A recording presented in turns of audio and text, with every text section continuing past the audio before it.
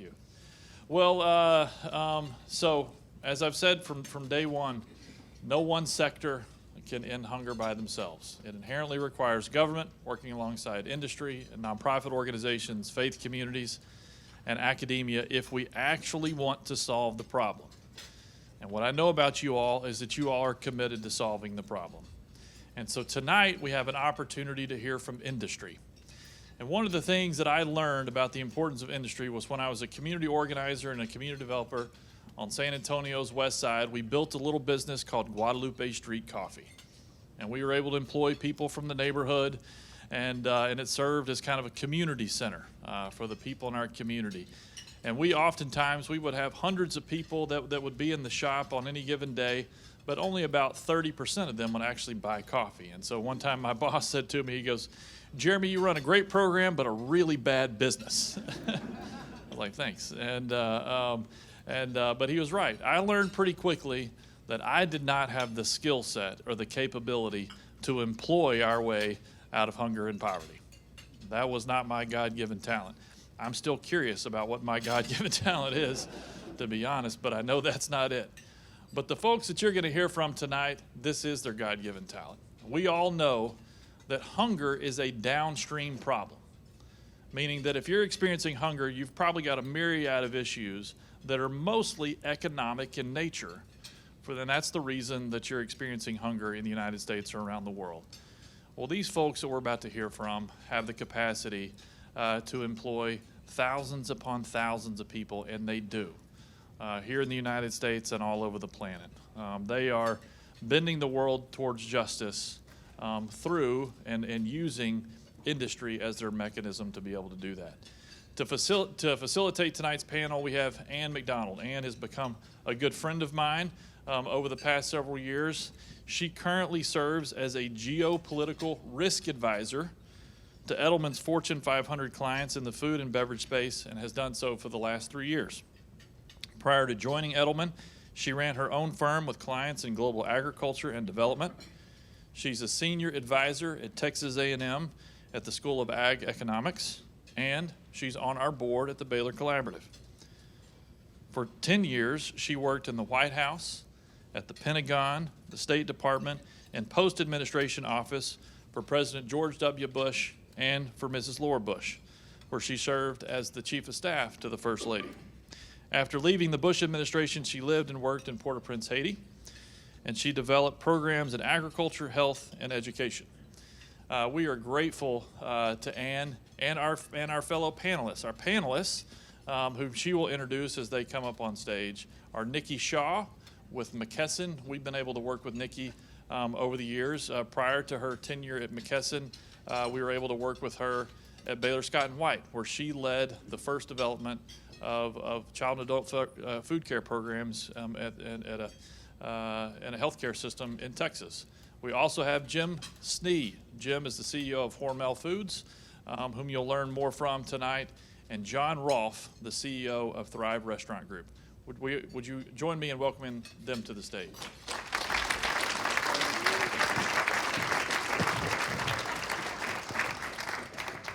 Thanks so much, Jeremy, and it's been wonderful to learn from so many of you today, and I'm thrilled to get to bring hopefully some additional learning from this incredible panel to you in a minute. But first, just wanted to, before I introduce them, wanted to set the stage and just talk a little bit about what business's importance is. We know that the American agriculture system and the American food system is a modern marvel in how much it's producing and how much it's getting to so many people, but we also know that we have significant ground that we need to make up in inequities and in access that is not happening. We wanted to really make sure that we, as we're approaching this tonight, and we know that we have a lot of people who are exploring public-private partnerships, and we're looking at the strength of how those can be utilized. We know that President Biden's conference on hunger and nutrition 2 weeks ago really focused on, especially in such challenging political climate, and how difficult it is to get much through legislatively and new right now, that he really focused on how can we best utilize public-private partnerships and our corporations to make sure that we're making progress in these spaces.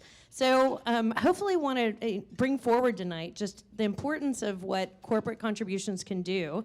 And we're so lucky to have on the stage people who represent companies that employ over 100,000 people that are dedicated to the health and food provision for so many.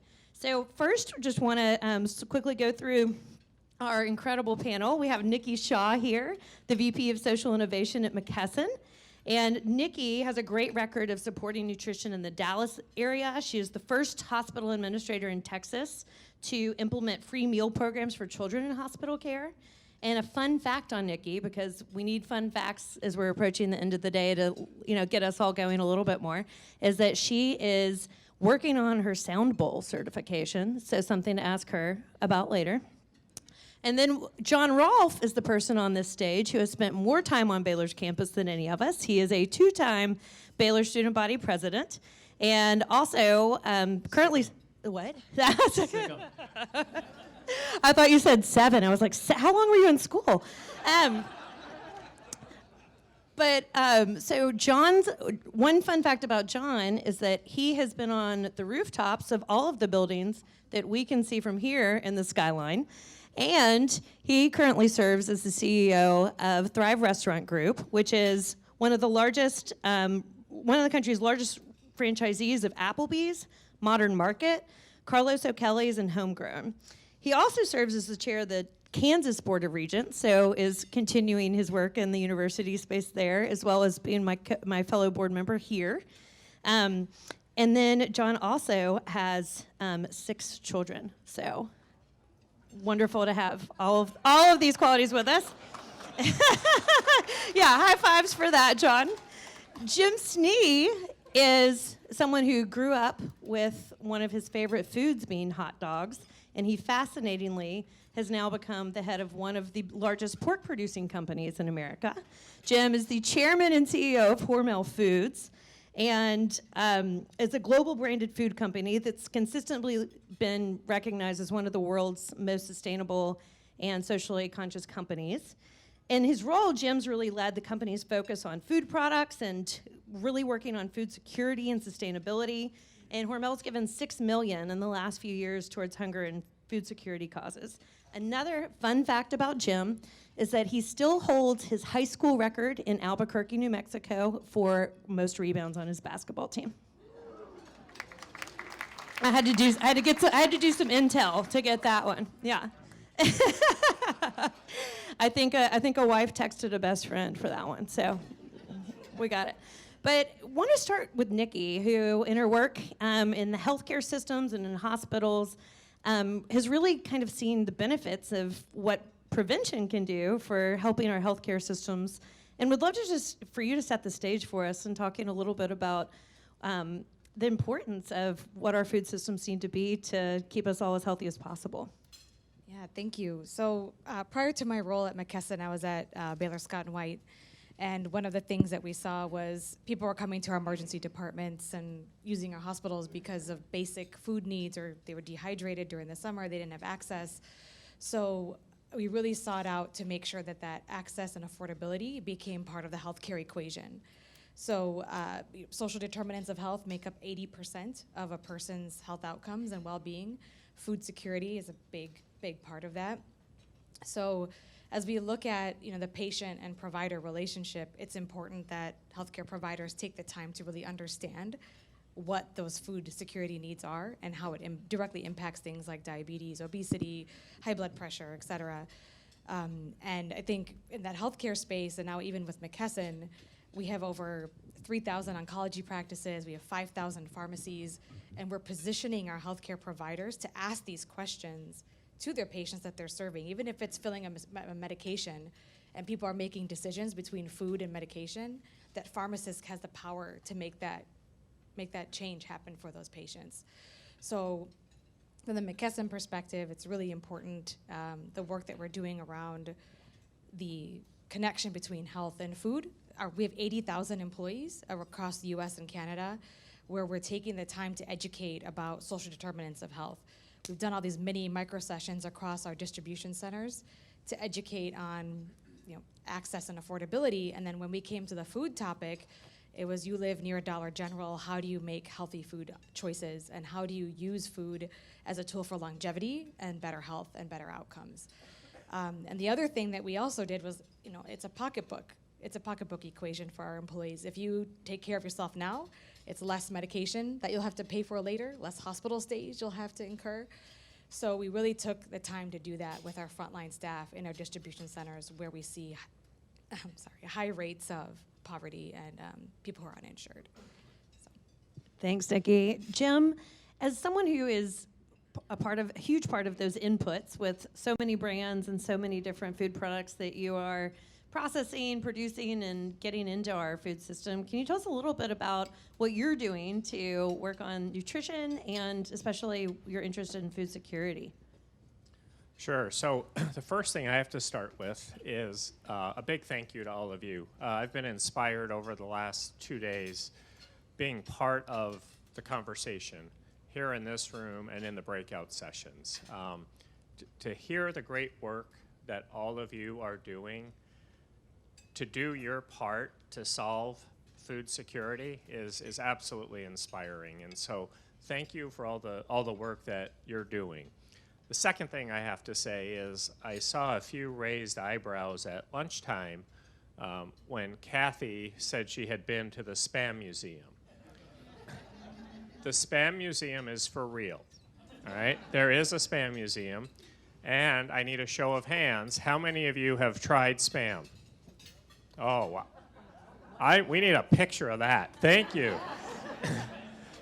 But, as an organization, a sizable organization, one of the things that we understand is that we have a responsibility, a big responsibility in society.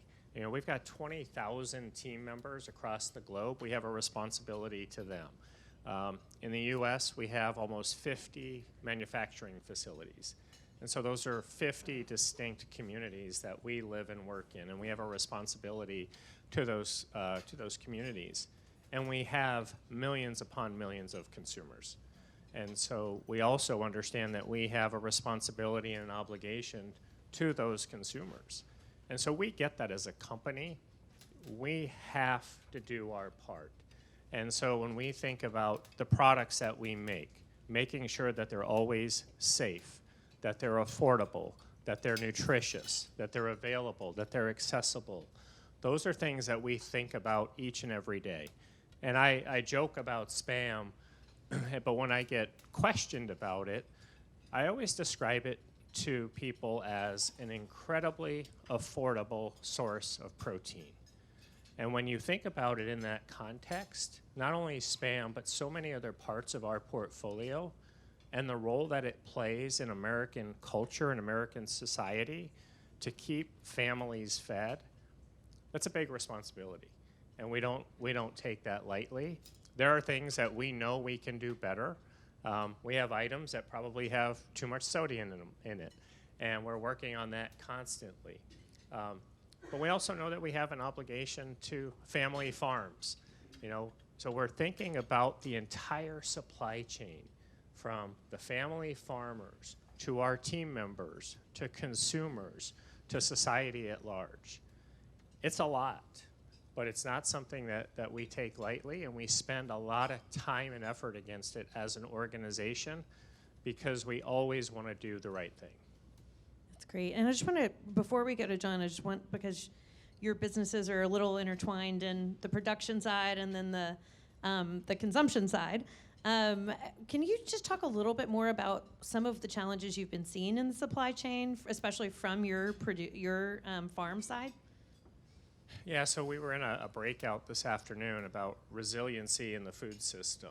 And one of the questions or one of the comments was a frustration that the information that they're getting in terms of availability of product is inconsistent, that they don't really know what's happening. Why can't they get the products that they're trying to order? And I think it's important for all of you to know that our supply chain coming out of the pandemic is in disarray. And it is not fixed by any stretch of the imagination. And as we think about what still has to happen, it's a big labor issue. And so, for example, in many of our plants, we don't know what packaging, what ingredients, what labels are showing up on a daily or weekly basis. And so we're having to pivot our manufacturing quite frequently. And so that's not, when we think about our sales and forecasting and all of the planning that we typically like to do, we can't do it the way that we like to do it. And we know that that has an impact on retailers, on food service operators, and all of you. And so I understand your frustration, but know that there's a lot of work yet to come to fix our supply chain. And we were hopeful that we'd be in a position to have it fixed by now, but I'll tell you it's not. It's not, and the biggest issue is labor, and I heard it from many of the breakout sessions in terms of trying to attract and retain labor. It's as difficult as it's ever been in my 33 years with Hormel Foods. Thanks, Jim. And John, going to you, in working across so many restaurants in so many different states, I'd love to hear from your perspective just some of the challenges that you've had on the hospitality side in terms of both supply chain issues as well as what you've been seeing in the labor market is we're moving, as the president said a few weeks ago, we're moving, the pandemic is over, but I know so many industries are still feeling it in different ways. Yeah, so it's been a real roller coaster inside of our industry where, I think over a matter of 12 days, every restaurant dining room got shut down. And so when you look at the problems we have today compared to what we've dealt with over the last 2 years, today can look doable because of what we got through, right? A year ago, we were running on about 85% of the staff that we needed for the sales that we had. And then earlier this year, in our business, we started to be able to get fully staffed, but there was a constant churn of about 10% of the people. And we're just starting to feel like it's starting to level off. In most places, the major metros are the places where we have the most difficulty still.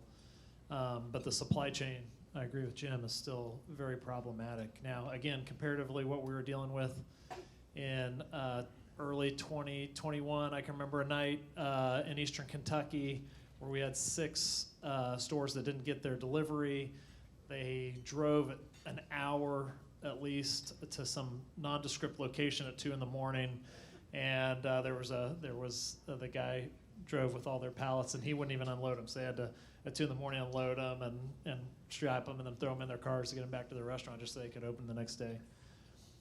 There's a major wing. There was a shortage of chicken wings for a while, and there's a major wing fast food chain that was literally every 2 days looking at the amount of chicken wings they're going to get and figuring out which stores they're going to send them to keep open, which ones they're going to close. I mean, that's really how intense it got out there. So we still, there's a shortage of drivers, and it's all up and down. It's coming into our distribution centers from our suppliers. That's the stuff that comes into our suppliers. It's going from the distribution centers to us. And then you're trying to keep track of your food costs, and they're out of this, so they sub this, and it doesn't weigh the same, or it doesn't taste the same, or things like that. So it's a challenge, and where we've really seen the wear and tear is on the people side, and so that's where I really don't feel like we're out of it yet, where I just see more stress that's built up like barnacles on leaders inside of our restaurants, just from the constant pressure, the constant changing, the constant need to lift people up and push it forward. And so we really have been thinking a lot about how we care for our people through that time also. And for both of you all, while we're talking about this issue, can you talk a little bit about how, while you're having such extreme challenges in your own businesses just to get your core business and your profitability where you want it to be, how are you also administering, I know that, how has it impacted your ability to do things that you like to do through your businesses, like in-kind donations and working, and how has kind of your instability in your supply chain then affected how you're able to serve as you usually were? Well, I'll start, John. So, a perfect example is Hurricane Ian, which just came through Florida, you know, we always have disaster relief partners. We always have product that is positioned to help post-event. And this year, it wasn't at all what we typically would have sent. It was, what do we have in our warehouse that we can send? So it was a much different approach. But that being said, when we think about our social responsibility, you can't put the brakes on that. And you know, one of the things that we talk a lot about as an organization is big companies sometimes get a bad rap, in my opinion. And you know, when I came into this job 6 years ago, I remember sitting there one day saying, this isn't fair.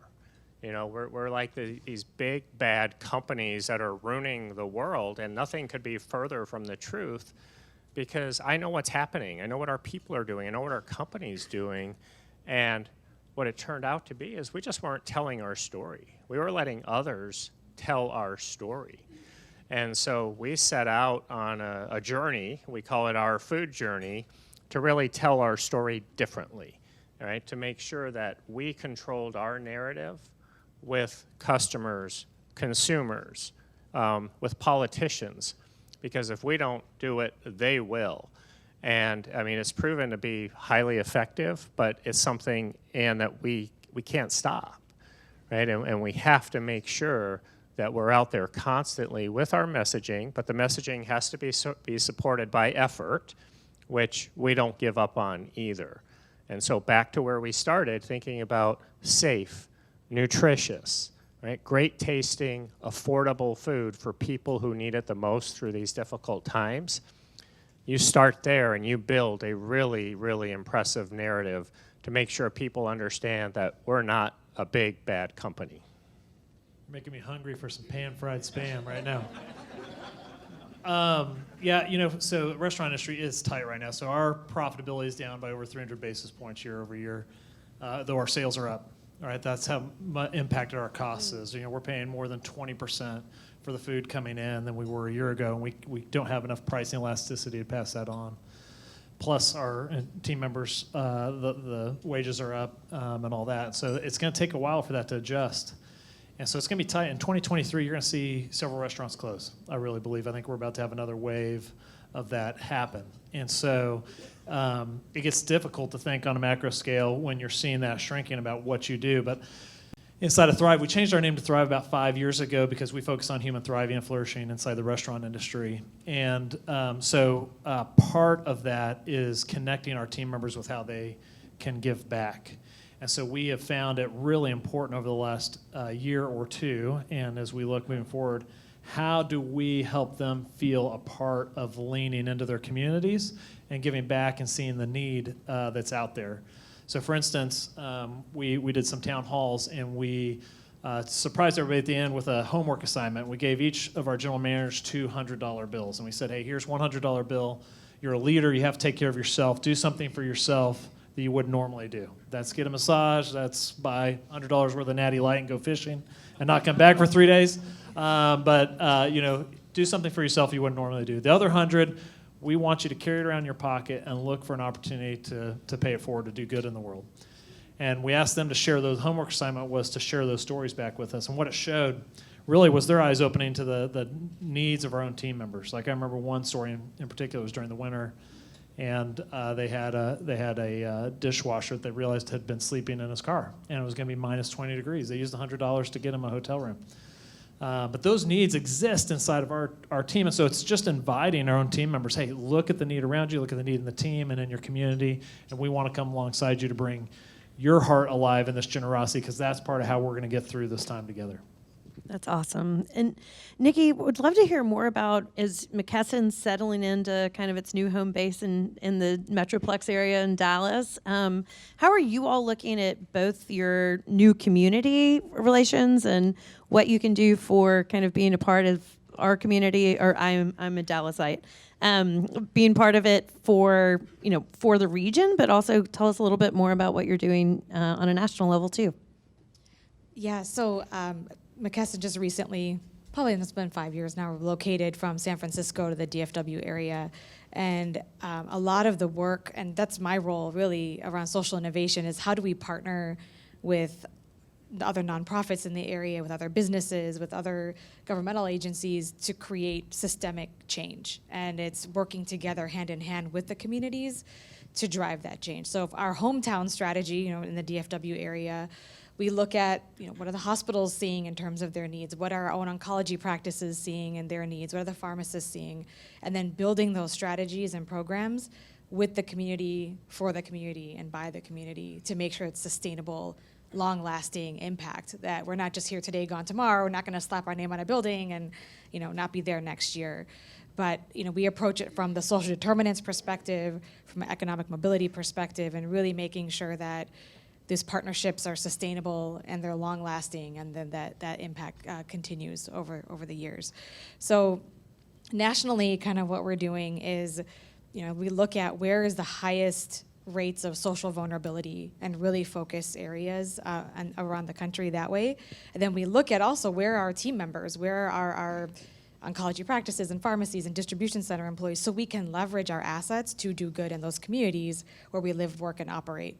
But then the other critical part of that is bringing our faith leaders along, our community leaders along, to build those interventions together. So I think, to answer your question, some of the work that we've done, a quick example is in the DFW area, oncology is a big part of our business. And we partner with American Cancer Society, not only to do screenings, which 9.8 million people have not done their cancer screening. So if you haven't done your cancer screening, please go get it done. So besides those cancer screening leads that need to be done, there's going to be a lot of people that have not done their screenings that may have a diagnosis. So McKesson took the lead on developing a program with local nonprofits like Meals on Wheels, United Way, and a local transportation company to create a program. If somebody is newly diagnosed with cancer, all of that is taken care of for them for up to 1 year. So they'll get insurance coverage so they can choose where they want to go for care. They'll get their meals delivered through Meals on Wheels, so they don't have to worry about food, and they have healthy nutrition coming to their door. The driver will be asking questions about their wellness. Do they need anything? Kind of well-check questions. And then the transportation piece is critical. We've seen that across the healthcare setting, but making sure they can actually get to their appointments. So we're hoping that by removing those barriers that we see, people can stay on their cancer treatments longer, and they have better health outcomes and better quality of life. But that's one example of how we're really trying to, we need the help of the community to do that. The community agencies have the trust of the community. We're just there to help kind of bring it all together and really drive those outcomes. Very cool. John, as you're looking, I love your stories of what you're doing on an individual level with your general managers to your employees, but wanted to see if you could tell us a little bit about what you're doing in Kansas, and to kind of more of what you're doing on kind of a hometown level and a home state level on hunger prevention. Sure. Anybody from Kansas in the room? That's right. That's right. All right. No place like home. How many of those? So we brought a whole team down from the state of Kansas, as you can tell, and we're leaning into this. So, just a little of my own perspective that helps guide just a little of this. So my parents both grew up in poverty. My dad's house was the house in a small town, 1,600. The people bring groceries over so they could eat. So experience that. They've always displayed a generous spirit towards others, and recognizing that in down times, as Jim said, those are the times we've got to lean in actually harder to give because there's more need, and we're anticipating a season where there's going to be more need, right? And so as we're looking at that, we're thinking about it in Kansas. We have K-State, which has been a global leader in hunger. Our senators have commonly been the chair of the Hunger Caucus in the Senate. So just a great, and it's the wheat state also, not just the home of Dorothy and Toto. But what we've been streaming about is, okay, hey, what can we do where we live? And so I got connected to Jeremy through a mutual friend and started getting connected to this work about 1.5 years ago, and starting to understand and hear some of these stories. And we talk in our company about loving people with food, and we spend most of our days trying to figure out how to feed hungry people who can pay for it. And so we started saying, well, how can we work on feeding hungry people who can't pay for it? How can we leverage our relationships, our networks? And so we started talking to our friends in the state and in Wichita about it. And I have a friend who worked on hunger. His name's Balbir Mather with a group called Trees for Life. And he always told me, I walk up to the door and I push gently on it. If it opens, I know to walk through it. And I'm kind of wired to be the guy, I see a door, I'm supposed to go through it, I'm going to kick it down. Whatever happens, I got to go through it. And he really helped balance me out. And this is one of those, it's the power of this message that we're all working on together, which is, push gently just on this door. Hey, what if we worked on hunger in Kansas? What if we took this model that B-Chip has been laying out there and tried it in Kansas with the right partners in such a way that maybe we could help model that. We're probably one of the largest, if not the largest, restaurant operator in about 6 states in the country. So our hope is we can do something in Kansas, then we can go invite the people of Iowa, and then go invite the people of North Carolina, and then go invite the people of South Dakota in a similar model. But what we have here is a really diverse group. We have a really cool thing called the Kansas Leadership Center that the Kansas Health Foundation said, hey, if we work on civic leadership, we believe that that's actually going to raise the level of health outcomes in our state. And so they've been working on training civic leaders and bringing groups of people together, and they're here at the table, the Kansas Health Foundation at the table, Kansas State's at the table, and a lot of private businesses are all interested. And so it's fun.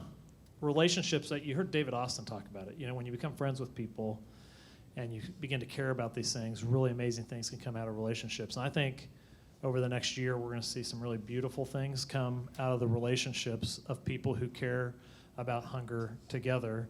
And I think we're going to really move the needle in the state of Kansas. So stay tuned. Thanks. So interesting. And so glad that we have so many Kansans here. Woo!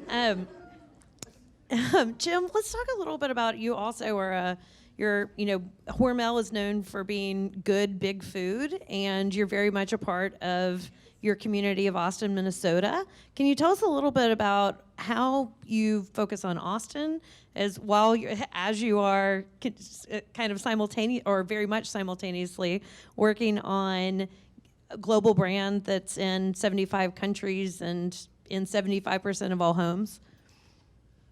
Yeah, so for a little context, Austin, Minnesota, not Austin, Texas. Austin, Minnesota is a town of 25,000 people. And we have a $12 billion company in a town of 25,000 people.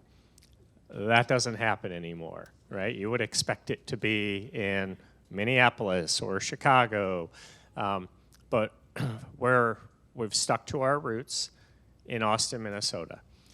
And I tell you that because I think it's important to understand kind of where we all come from. And we have a very rich history of focusing on education and hunger. We're a food company. We should be able to provide food. So if you go back about 12 years, my predecessor challenged the organization to come up with a product that we could ship internationally to help combat hunger, malnutrition. And our team didn't disappoint.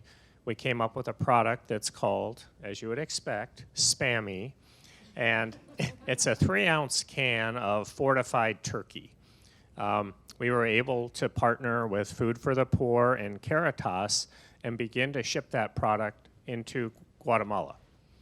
And so for the last 12 years, we've been manufacturing and shipping and partnering with those organizations and having an impact. And so through some very rigorous testing, we know that we've been able to help curb malnutrition. We've been able to help curb some of the stunting. And these kids, because they now have protein, are responding favorably. And so that's been a great project for us internationally. But we also knew that we wanted to do something domestically, right? If we can't do something in our own backyard, it just doesn't feel right. And so my wife, Tammy, who is a huge social advocate for our family and helps push me with our company in the most positive way, she gave me a data point that said, The food insecurity rate in Austin, Minnesota is about 10 or 11%, a town of 25,000 people. And it hasn't changed in a decade. Hasn't changed in a decade. And when I heard that, it really struck me and said, this has to change. And it's not for lack of effort, right? There's so many great organizations doing so much great work, but we haven't been able to move the needle. And so within our company and within our community, we've established what we're calling the Hometown Food Security Project. And this is a concerted effort with all of the agency leaders in our town that we were able to convene and say, how do we do this better? How do we have a more positive impact? But I will tell you, after sitting here through the breakout sessions the last 2 days, I understand now why it's so difficult to move that needle a decade later.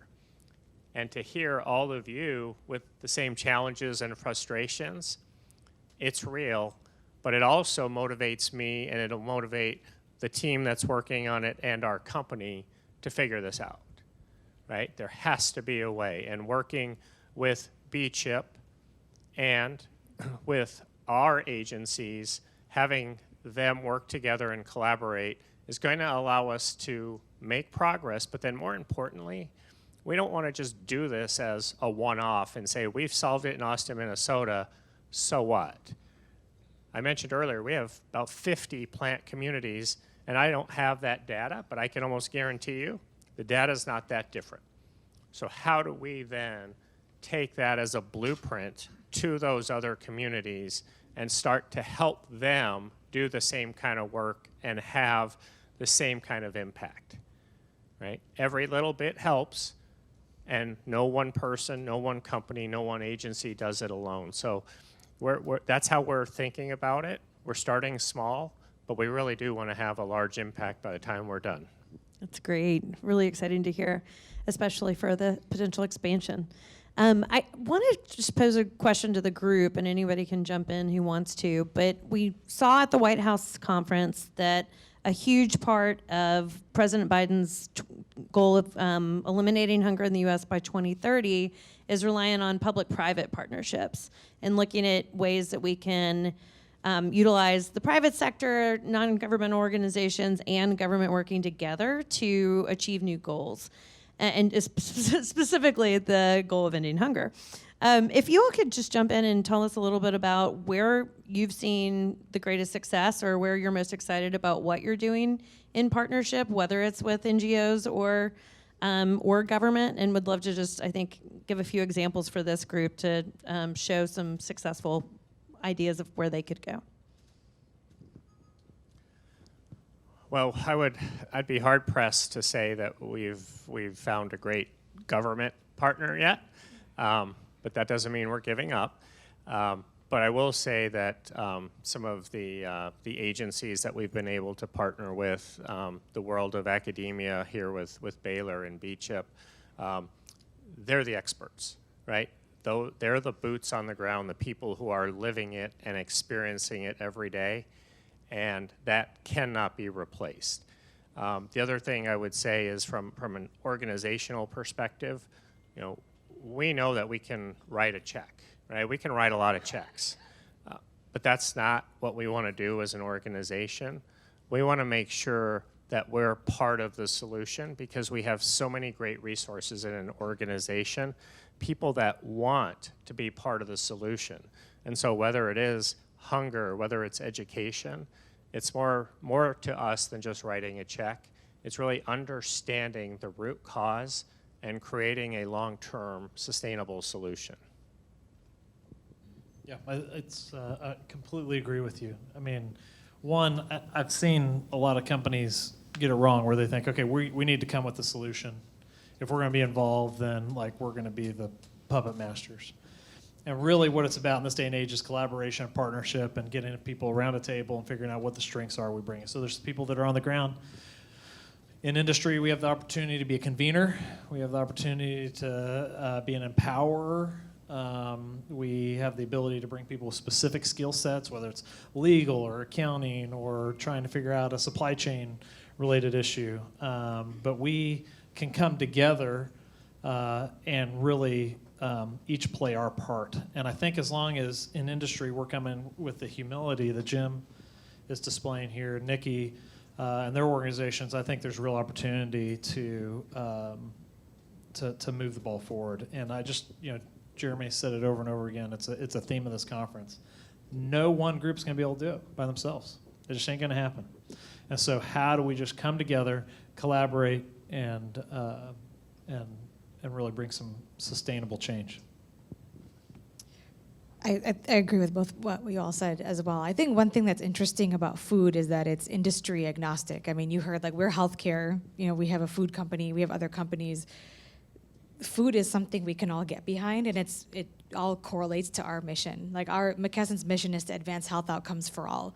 Food is a part of that, and food security is a part of that. So I think these collaborations at the micro level, starting with the communities where we live, work, and operate, is certainly important because that's where it starts. But then, we're looking at national partnerships. How do we work with other drug companies? How do we work with maybe unlikely partners? Maybe it's a food company to really look at those systemic changes. I think what I've seen, going from the healthcare and hospital space to kind of the for-profit, one of the largest companies that nobody's ever probably heard of. I didn't know about McKesson until I started working there. Is that you can't do it alone, but there's power in numbers, and going after a cause together just makes that impact deeper, stronger, and longer lasting. Yeah, and I'll just add on the hunger thing too. I mean, we all have it in common. We each wake up in the morning with that need, right? It's a very human experience, and it's an easy thing to invite people into. Yeah, and something that I sat in on an excellent panel breakout earlier about the city of Austin's new hunger plan and working on food security there. That was 10 out of 10. I can't see anybody, but it was fantastic. But something that was really interesting that was pointed out is that at the city government level, Austin does have someone who's dedicated to working on food issues and on hunger issues, but there are very few cities that have that at that granular level. So as a government, as a national level government, of course, we have agencies that are dedicated to it. At the state level, we have agencies, but there's very little focus at a city level of coordination and interest. So I thought that was, in Austin, we learned that there were 37 different goals across multiple plans for the city that mentioned food, but there was no single food plan yet. But it's coming. But it's there. But so I think that's something that companies can also be advocates for in our communities, and that you all are doing in yours, but really looking at how do we utilize business as it's such a trusted entity. My company every year does a study on what is the most trusted entity in society. And we measure how many do people trust the media, NGOs, and nonprofits, the government, or business. And business right now is the only entity out of those that's seen as both competent and ethical. So I think it's really important to think about how can business continue as it is that trusted voice in society to be that advocate to continue these partnerships.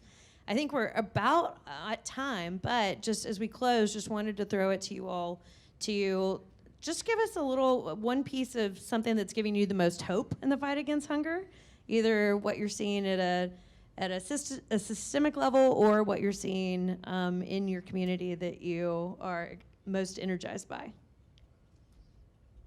I can start. I did not have the privilege of attending the previous day, so the inspiration that you all spoke about, I can feel it, but I didn't get to see it. But I think two things. From the healthcare perspective, what's really interesting over the 10, 11 years that I was in the hospital space is that the policies that are changing around how people get paid it's a good thing. It's affecting the conversations that doctors and nurses and pharmacists are having with their patients, and health equity is at the core of those changes.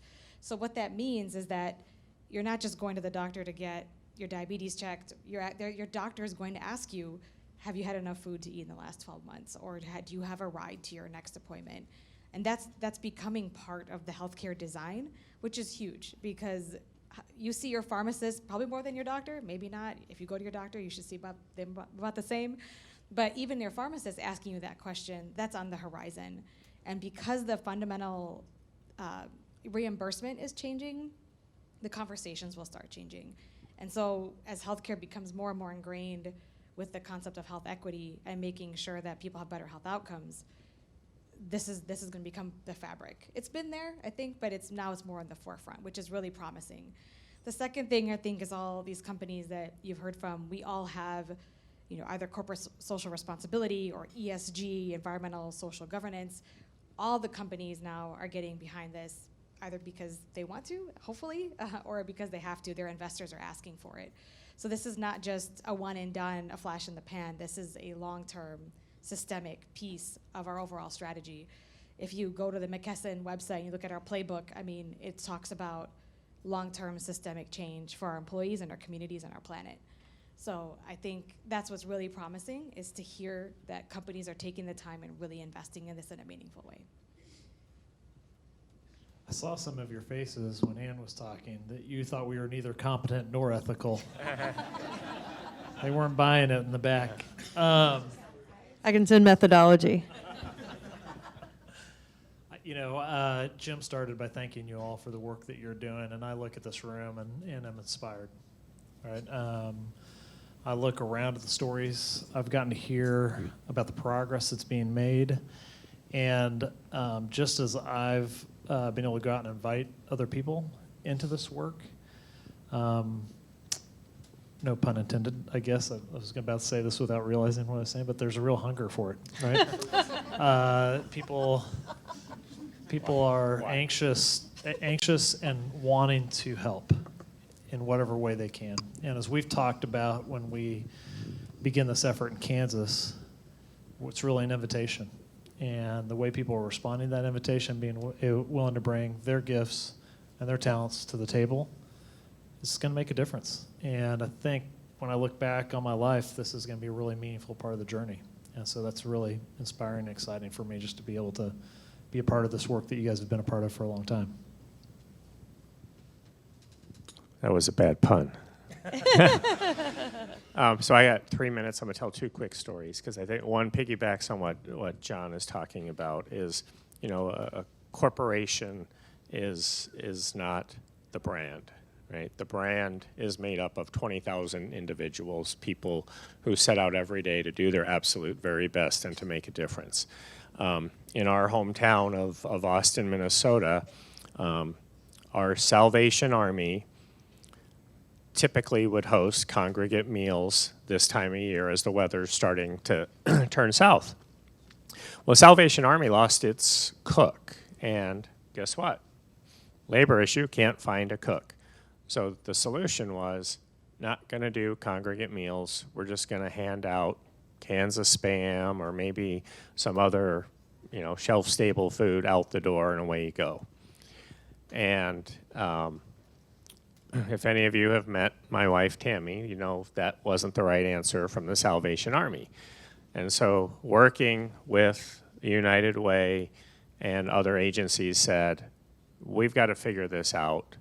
These people need to be together. Not only do they need the food, they need the socialization.